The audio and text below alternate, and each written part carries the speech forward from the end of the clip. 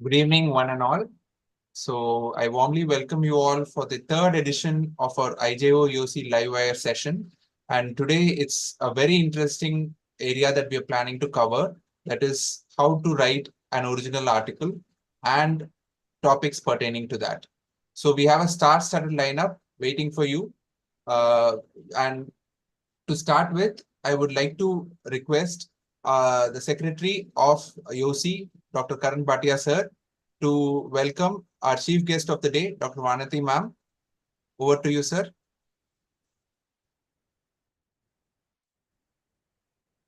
Dr. Niranjan, you can share your screen. Yes, I'm doing. Yeah. So, thank you so much, everybody, for being here. And thank you, Anujit and team, for this wonderful program. It's my pleasure to introduce Dr. Vanati ma'am, who is the chief editor of IJO and a professor at the RP Center of Ophthalmic Sciences at AIIMS, New Delhi. A fun fact I'll tell you that she is the one who gave me my first opportunity as a speaker in a conference.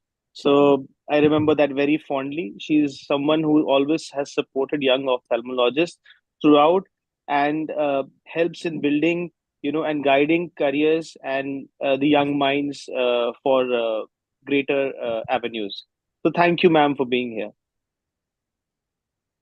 Vanati ma'am, would you like to share a few words? Thank you so much, and the kind words, and I'm really happy to see the wonderful work this entire dynamic YOSI team is doing right now. And I wish you that you will continue this into future, carrying on with the same fervor and zeal as you are right now. And this is a very important aspect in teaching the young how they have to go about during doing their research methodology right. I wish you all the very best, and a very, very loud applause from my side to the entire young team, which is working so hard every time with all their wonderful webinars. Hats off to you all. Thank you, madam. Thank you so much for your kind words. So before we jump to the session, I would like to brief you on what we've done so far. So we've had a couple of sessions already under the aegis of IJO YOSI Livewire. Initially, we started off with how to write a case report, where we had a case that was presented and the panelists from IJO who had given their expert opinions. Following that, we had another session on photo essays, where we had a similar format of a presenter with a panelist and the experts from IJO who gave in their insights. So now we are here for the third edition, where we're going to talk about original articles. And we are going to have a similar format where we'll be discussing an original article. And what's more special is we are going to have it in the exact format as we upload onto our portals for journals. That is in the Word manuscript format, so that it gives us a more real life experience of reviewing an original article. So without further ado, let me introduce the speakers and the presenters for today. So for presenting today's case, we have today's original article. We have Dr. Nusrat Farooqi, who is currently a fellow of comprehensive ophthalmology from BBI Hospital, Kolkata. Her mentor is going to be Dr. Geeta Srinivasan, who is a senior consultant from the Department of Pediatric Ophthalmology, Strabismus and Neuro-Ophthalm from Eye Care Hospital, Noida. Along with her, we have Dr. Savleen Kaur, who is an assistant professor, pediatric ophthalmology services at Advanced Eye Care Center, PGIMR, Chandigarh. We welcome you all, and over to you. Dr. Nusrat, please share your screen. I'll just stop. Yes.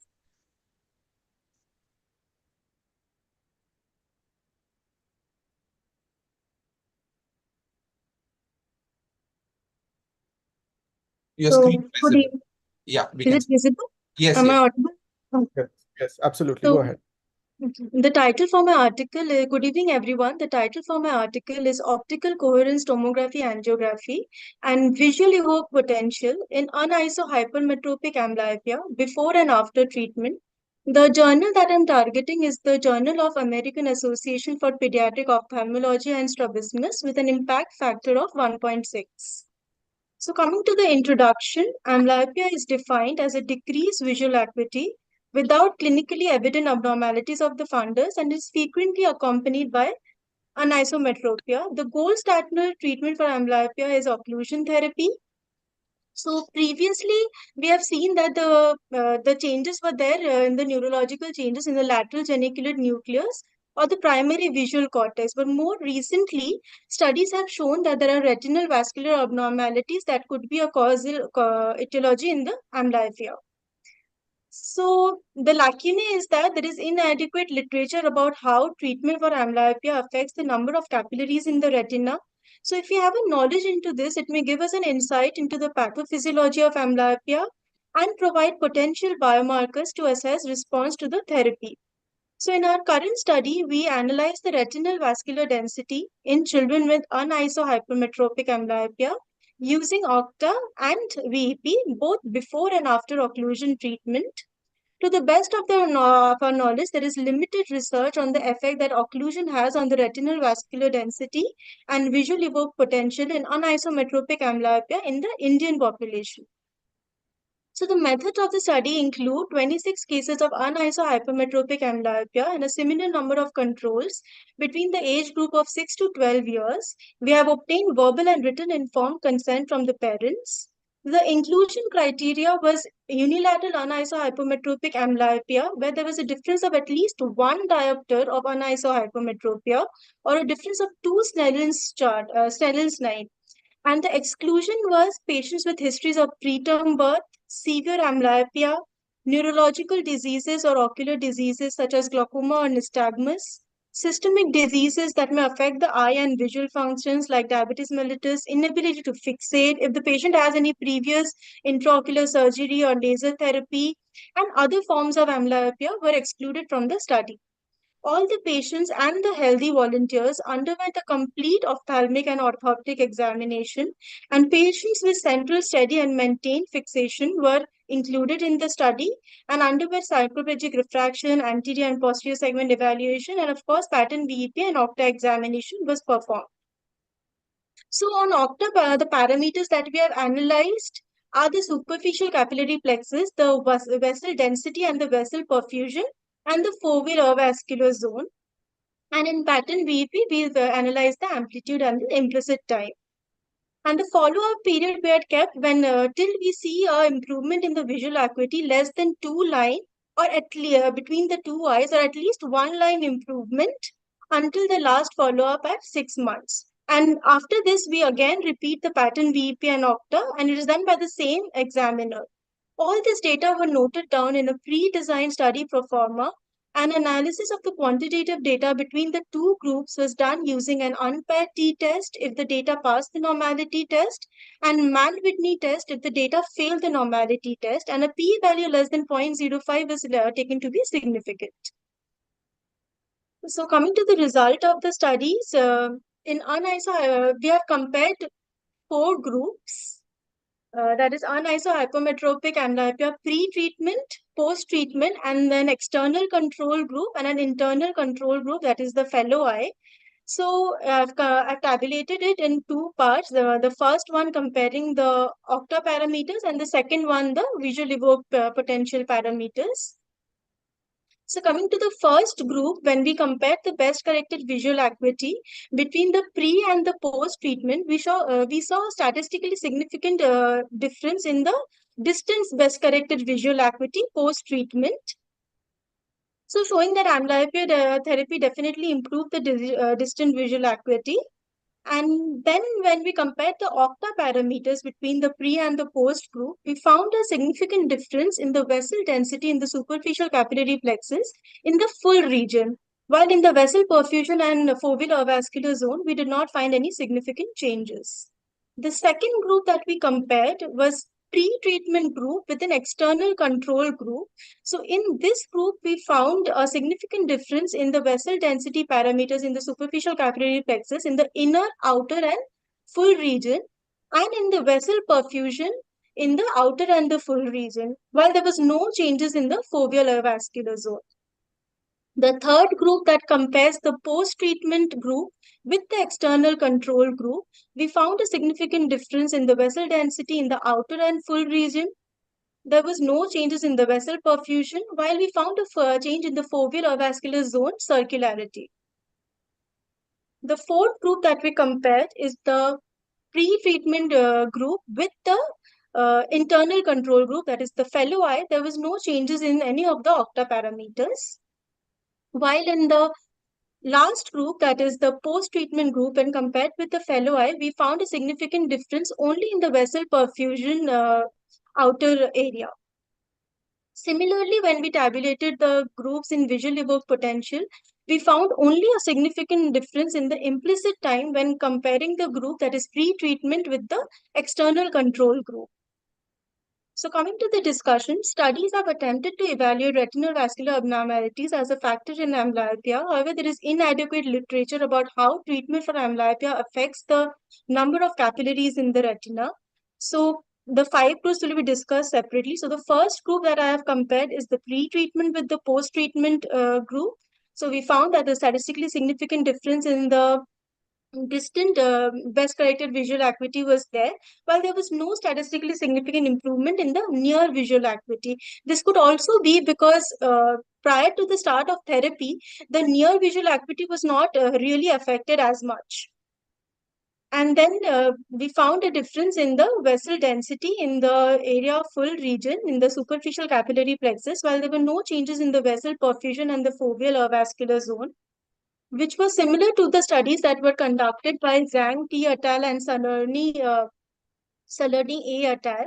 While a study that was done by Robert C. et al., they showed that there was an improvement in the retinal and vascular density in the deep capillary plexus. How it is different from our study is because in our study, we have not analyzed the deep capillary plexus.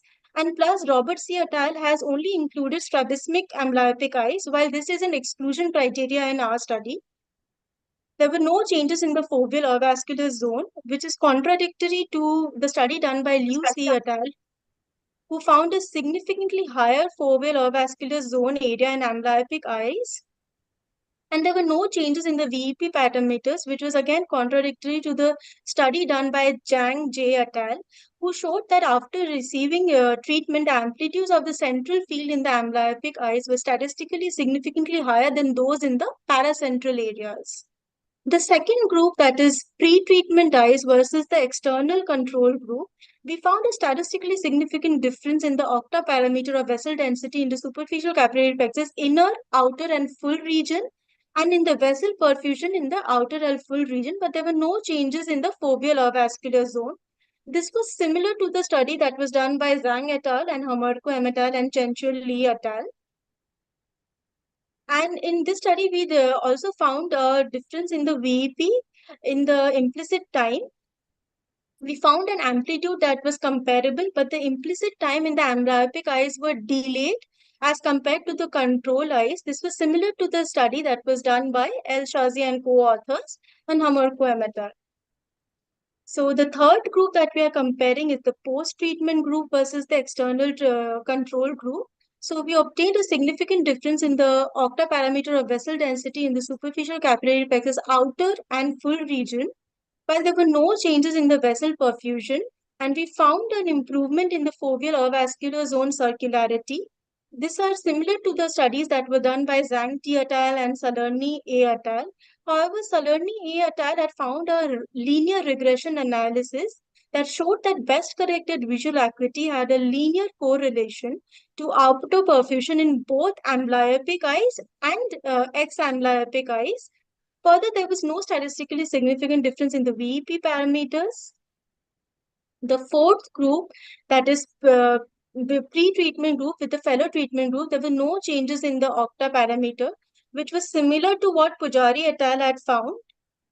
But again, Pujari et al. Had done the studies on strabismic amblyopes, which is an exclusion criteria for our study.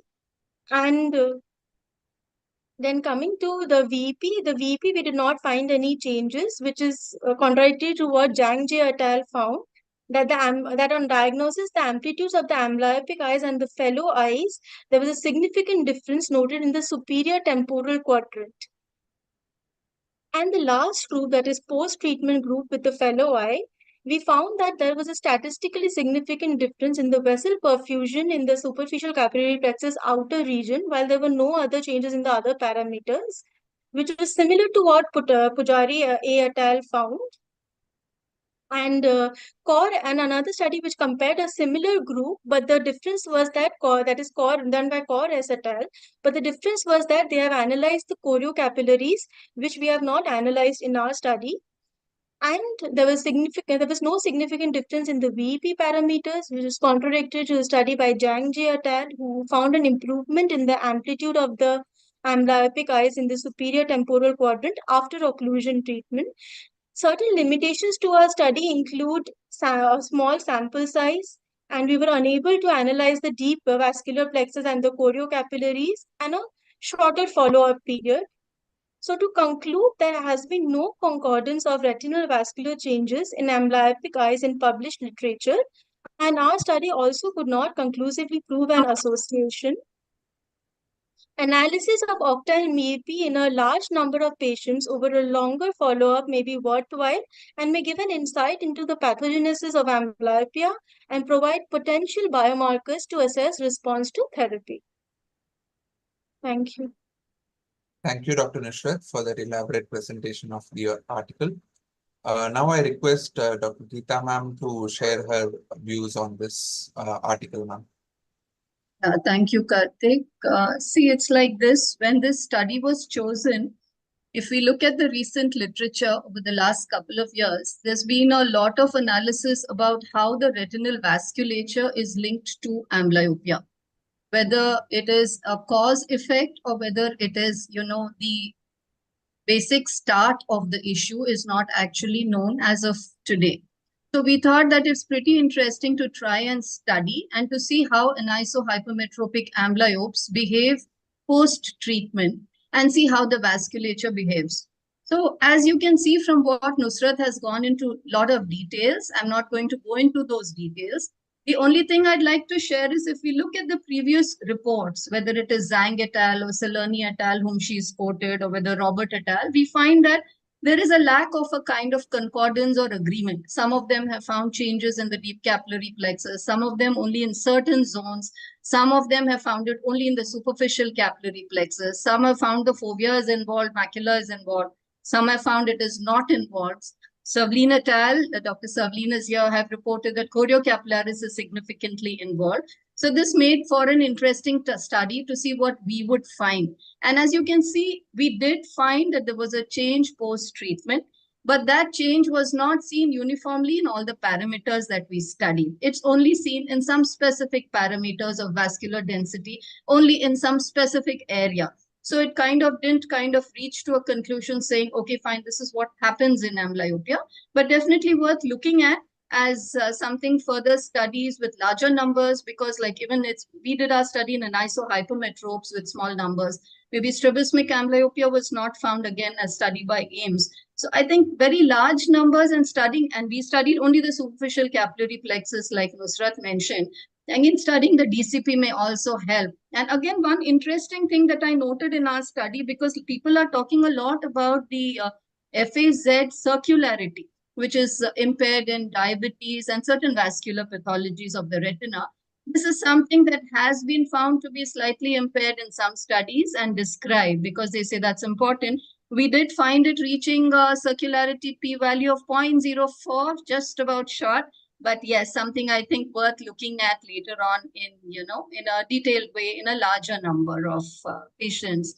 So that's what I would think. It's a very interesting thing to analyze in larger numbers. As far as the VEP is concerned, our numbers it did show us a increase in the latency. But I think, again, we had patients who didn't have such severe drop in vision where the VEP would be affected severely. So probably that's why post-treatment we didn't find a statistically significant change in the amplitude or in the implicit time. But then VEP was impaired in patients with amblyopia. So that's where we are at. And I think I'd give the forum to the next speaker. Thank you, ma'am. Thank you for summarizing the entire article in a gist. Over to Dr. Savlin for her inputs, ma'am. Thank you so much. Thank you, YOSI, and thank you, Dr. Vanati, for inviting me.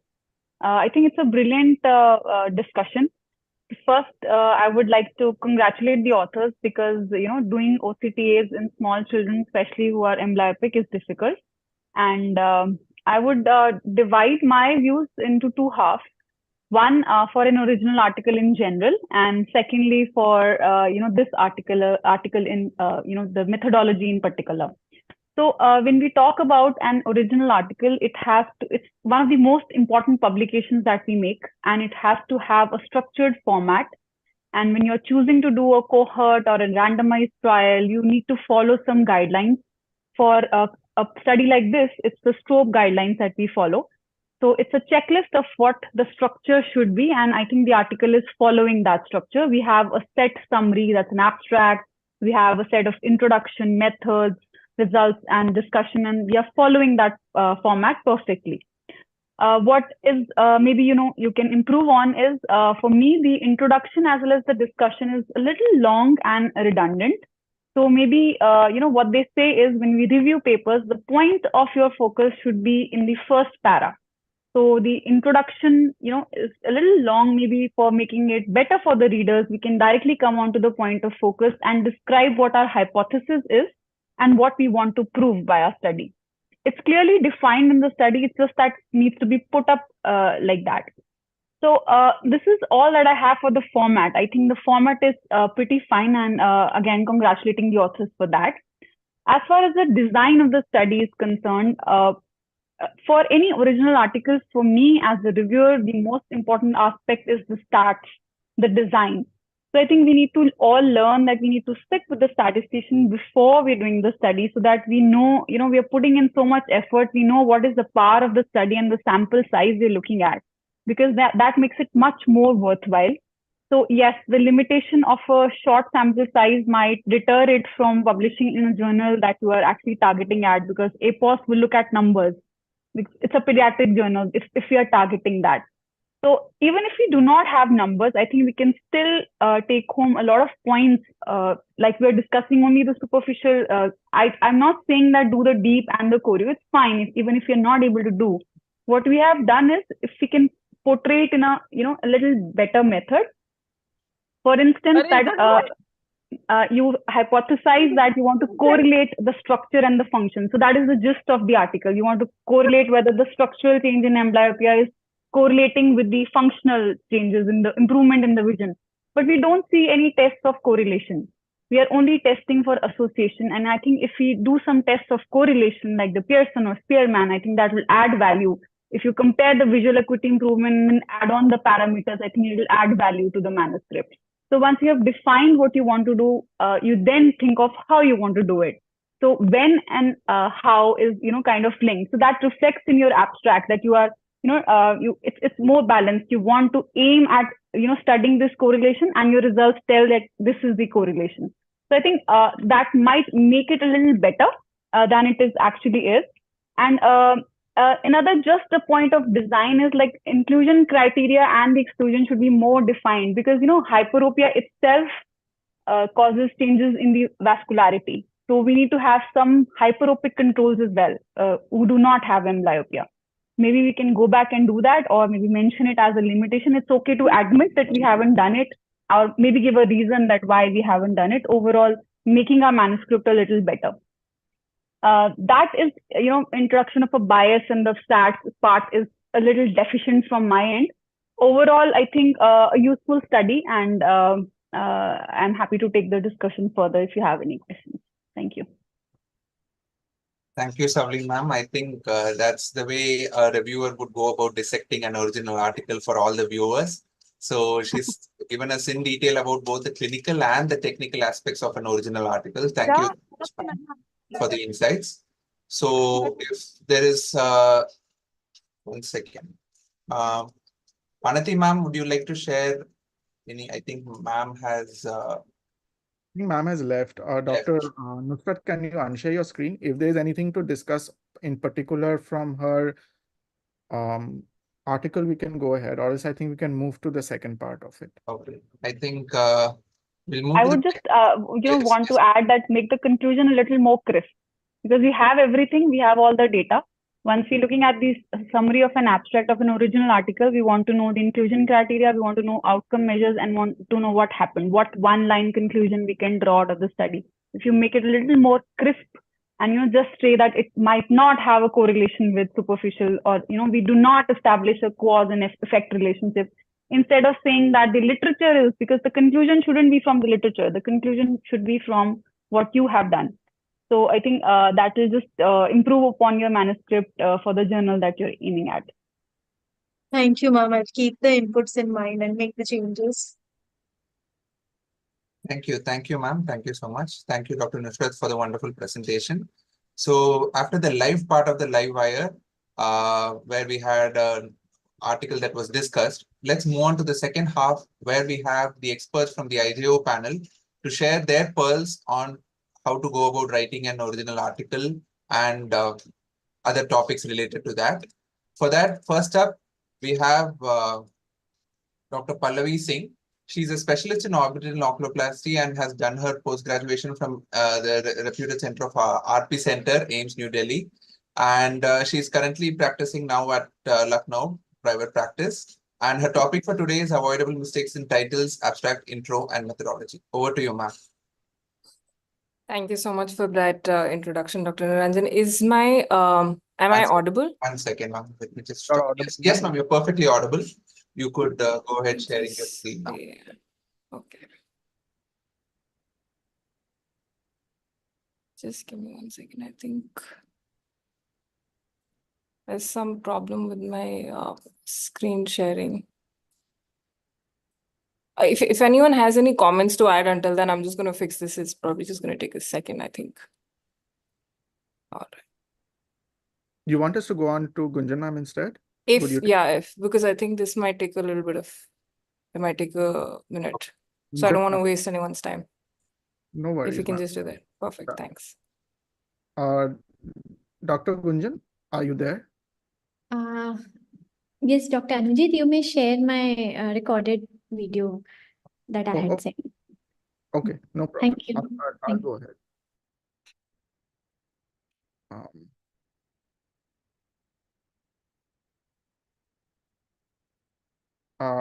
Niranjan, can you just check? Yes, I'm on it. Once you start playing, I think your screen is visible. Great.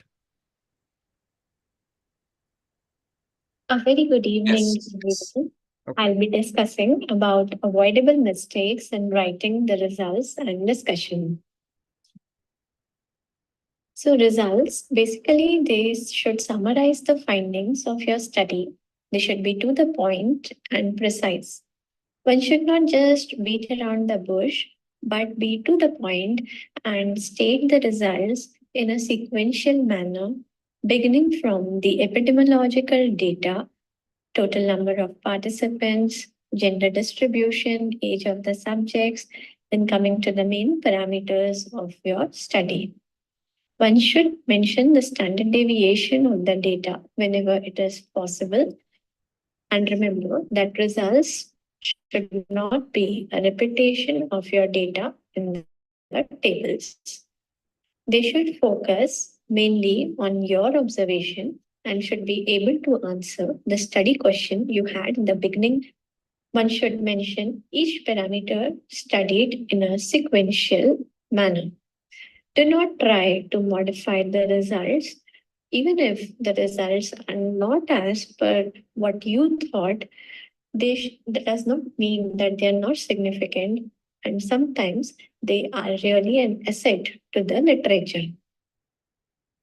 You can take the help of a good statistician if you are facing any problem in statistics.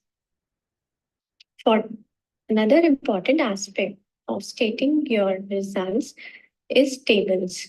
So tables, while making the tables, you should take a glance at the author's instruction for the journal you are planning to submit your manuscript.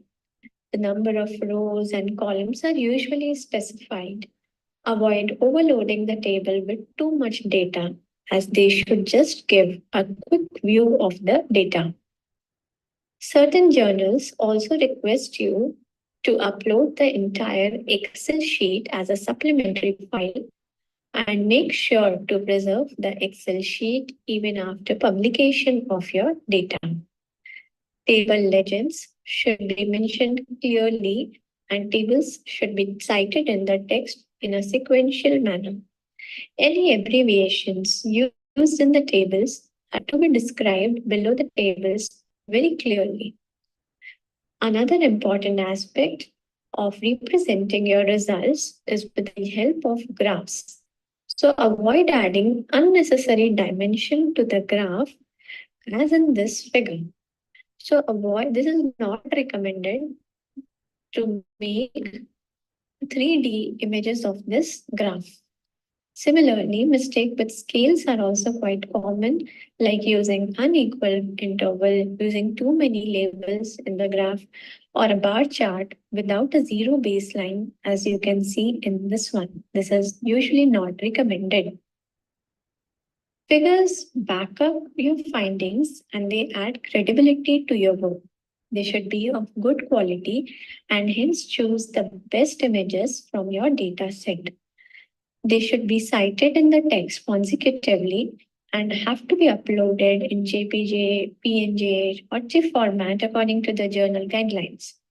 Most of the journals, they require at least 300 dpi or 1800 into 1600 pixel of images. So make sure that you are making your images according to this. Figure legends to be given clearly and precisely, and make a collage whenever possible. While making the figures, remember the symbol, arrow, or letters which are used, they should contrast with the background and they have to be neatly labeled, as we can see in this figure. Remember, one should never use plagiarized figure, images, or data, as it is highly unethical. Coming to the avoidable mistakes which are made in discussion. So discussion aims to elaborate the results without any repetition. Discussion further sequentially compares the result of your present study with the previous studies done. And hence, it should compare each and every parameter of your present study with whatever is existing in the literature. So always address the contradictory literature also, which is not going along with your observation.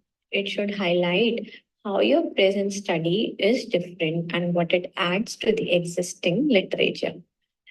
Table stating a brief review of literature makes the article more informative and increases its credibility. So identify the limitations of the study, state conclusions directly supported by the data, give equal weight to both your positive and negative findings, discuss the need of what more can be done in this particular field, and conclude with what clinical applications can be made with this present study or what are the implications supported with the present research. Conclusions should thus seamlessly be integrated into discussion conclusion.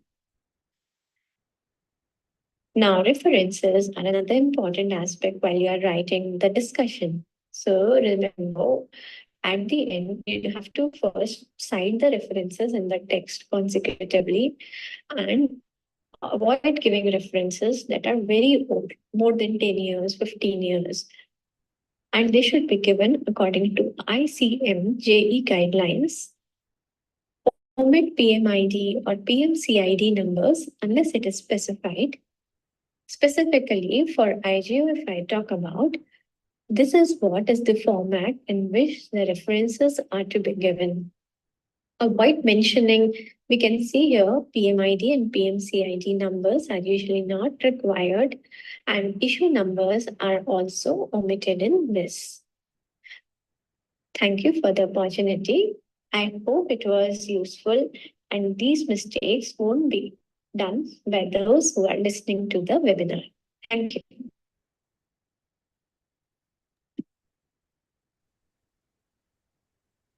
Thank you, Dr. Gunjan, for the wonderful explanation of part-wise how to not make mistakes in each of the section of the original article. Before we move further, I would like to give a brief introduction of Dr. Gunjan.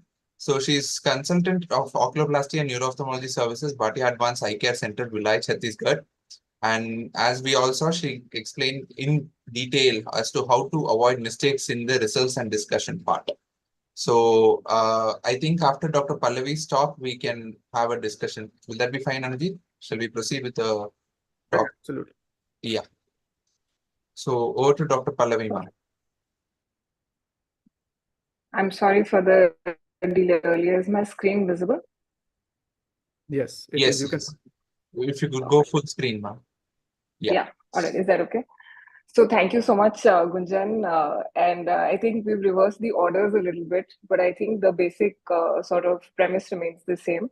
Dr. Gunjan explained the second half about how to write a good research paper. I'm going to try and cover the first half where, the mistakes we make in writing the title, the abstract, the introduction, and the methodology.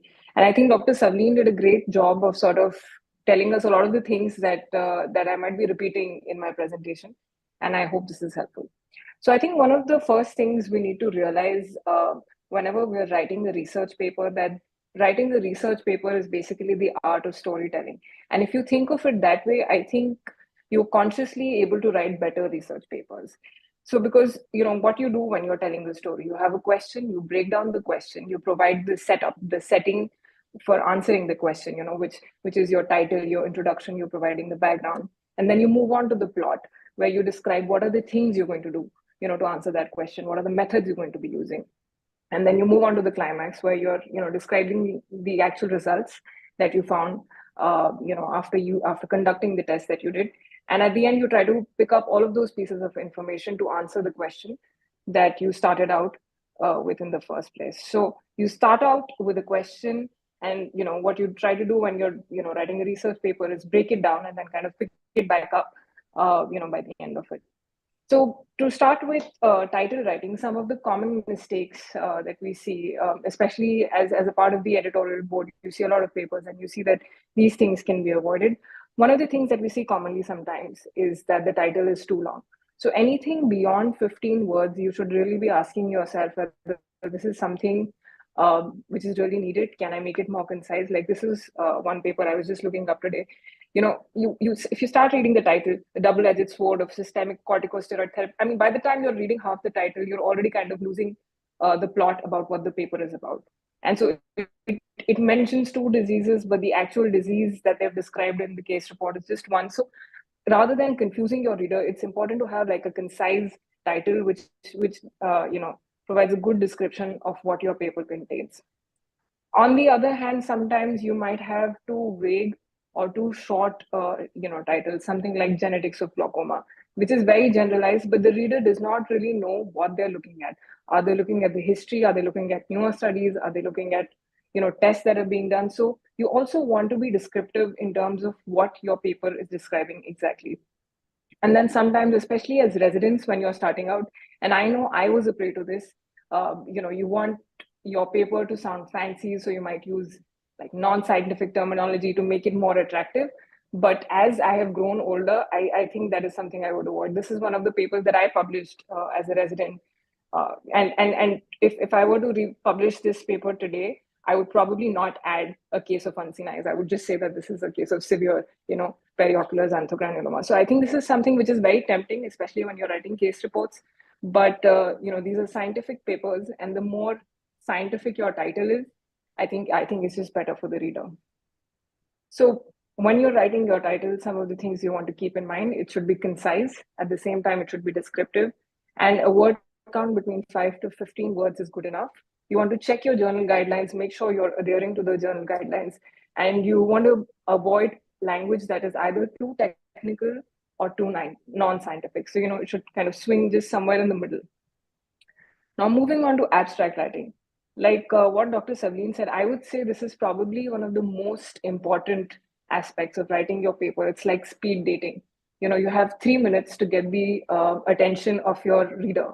And so in those 3 minutes, you have to sort of present them with the best parts of your paper, why they should be reading your paper, because your abstract decides, the editor, when they read the abstract, they decide whether the paper is going to go to peer review. When they read the abstract, the reviewer decides whether he or she is going to decide to review the paper. And finally, when the article does get published, whether they want to read the whole paper or not, the reader is going to read your abstract first and then make that decision. So abstract, I would say you want to put the best of whatever your paper describes, make it interesting, make it descriptive. And you can look at the latest journal, the latest edition of the IJO, and I think there are some great, fantastic original articles you can find, good abstracts there. And also, it's important to include keywords, because that's how people will be able to find your article on these databases. So very important to sort of be mindful of these things. So, talking about the introduction, again, what Dr. Savleen said, it's very important for the introduction to be crisp. You can't make it too long, because if you make the introduction too long, you're just going to sort of lose the interest of the readers. So three important points when you're writing the introduction. You want to give the background information. You want to sort of pose the question, see what is the existing literature, what are the lacunae in literature, and on the basis of that, what is your research question? So this is a very nice paper, published by the LVPI group of people, which talks about, comparing Botox versus Neuronox in the management of essential blepharospasm. So the introduction is exactly 3 paragraphs. The first paragraph talks about what is the information which is already available. We have Botox, we have Neuronox, one is cheaper. So obviously there's a difference in these two. The second paragraph talks about what has already been done. There have been some animal studies and there have been some small human studies. So that kind of sets up your premise for why this study is needed. And that moves on to the third paragraph, which gives you kind of the whole background and, naturally leads you to believe why we're doing this. So I think one of the important things to understand is that as you're writing your paper, as you're describing these things, the reader should automatically, by the time you get to the third paragraph, expect, okay, yes, this is going to be the question. That's how, naturally it should flow. And the more you write, the more you know how that works. And so moving on to the methods, again, some key points that you need to include. You need to have the ethics statement as you start off. And then again, it has to be a logical flow of thought. You have to include, to begin with, you have to write what your inclusion and your exclusion criteria are, what were the tests that you had done, what were your outcome measures. And I think this is, again, a very common mistake that I see, something that even I used to do when I started off. Sometimes you would see, papers that are submitted in the methods section where it's written that 45 patients were chosen or whatever, or were included.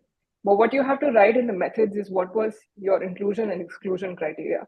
Whether 45 patients or 50 patients were included, that comes as a part of your results.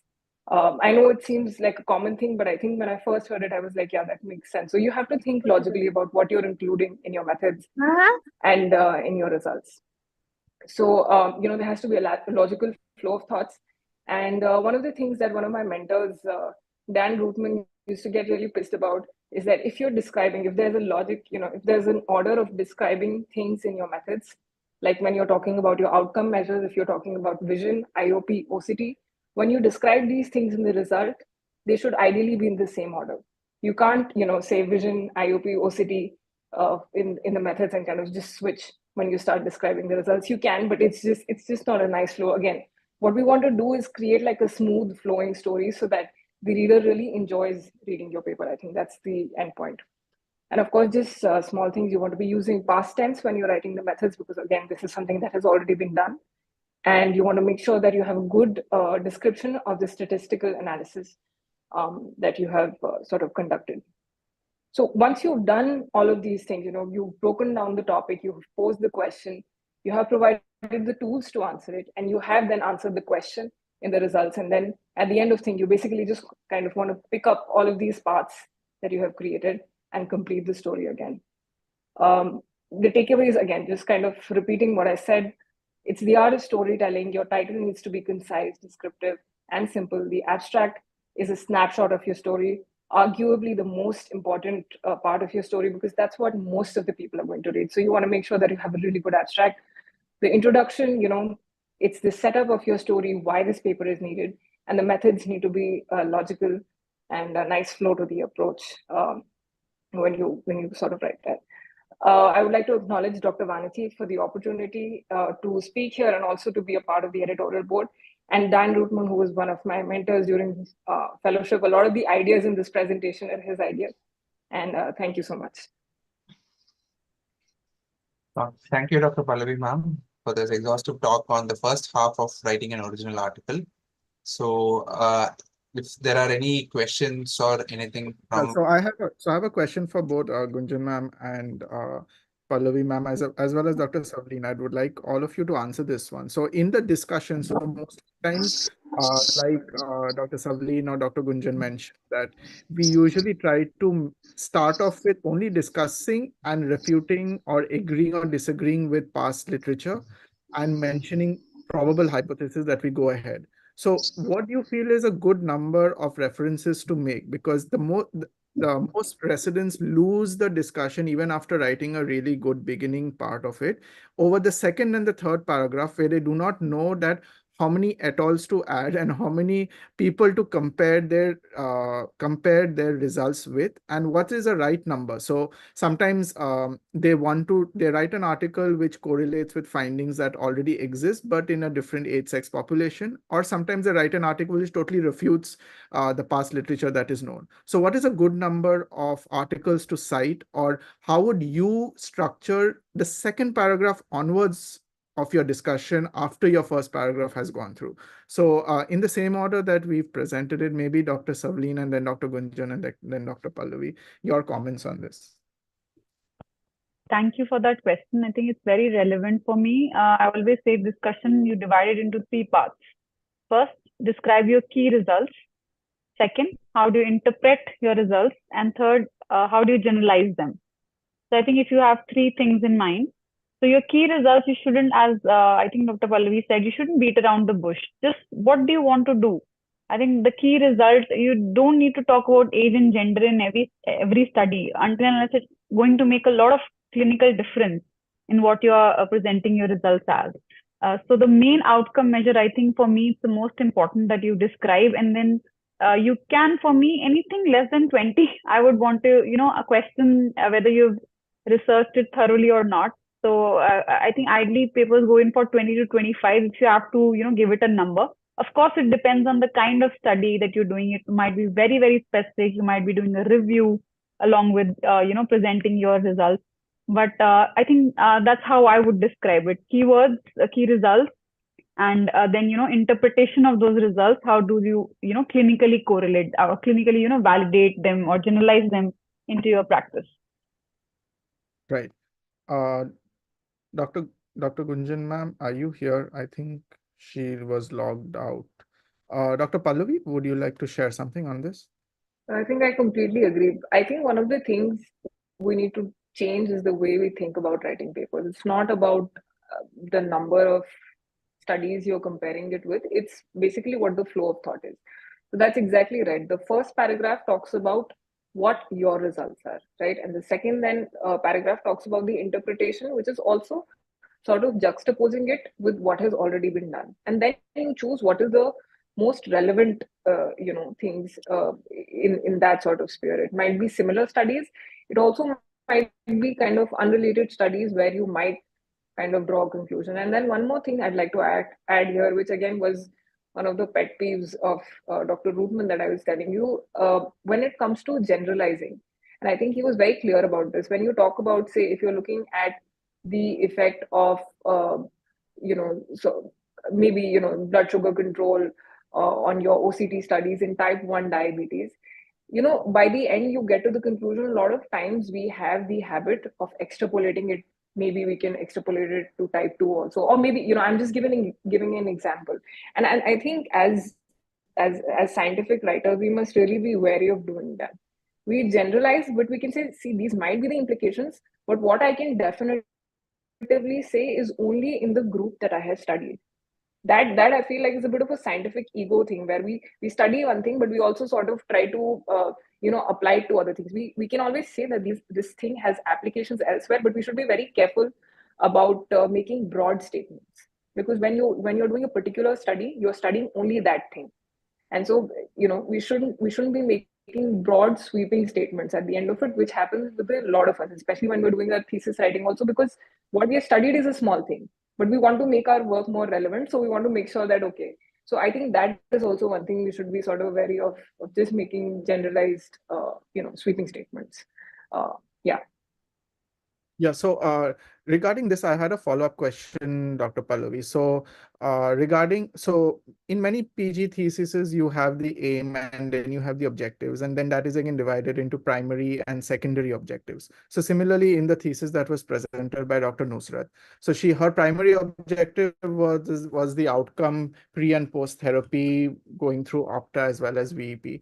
But then she had a couple of subset groups, which makes her studies slightly more interesting than previous studies that have been spoken about. So what is your take when your residents go into dealing or describing their secondary and tertiary objectives? Because like you said, the conclusion should reflect on the purpose and answer that question. But sometimes when we delve too much into the secondary and tertiary objectives and what the results were, and then make broad sweeping statements about the entire study itself, we tend to lose the ball. So do you have any go-to method for, do you just describe the secondary objective and then that's the end of it? So, I mean, if you have a secondary objective to begin with, and if you've done if you have the data to back up what you have studied in the second, then that's not a generalization. That is something, again, which is a part of it. It might not be your primary objective, but it is something you started out to study. I think the objective is that you should, at the end of the day, make commanding statements about the things that you have data for. What you don't have data for, you cannot make any statements about. Whether it's a primary and secondary objective, if you have data for it, great. But if you don't have data for something, then to sort of generalize your statement to something that you don't have data for is just not scientific, thinking, according to me. Right. Thank you so much. And Dr. Niranjan, back to you. If there are no more questions, I think we can move towards the end of this. Thank you, Anujit, for those couple of questions. And thank you, panelists, for giving your valuable insights. So with that, we come to the conclusion of our webinar for today. So I would like to start off by thanking Manati Madam for gracing the occasion with her presence, and Karan Bhatia sir for his presence in today's webinar as well. And next up, I would like to thank Dr. Nusrat, Dr. Geeta, and Dr. Savleen ma'am for their active participation in the presentation of the original article. And lastly, I would like to thank Dr. Pallavi and Dr. Gunjan for their valuable inputs as well on how to construct a properly written original article. So I think last but not least, again, Anujit for co-hosting the session with me, and the audience for patient hearing till the end of the webinar.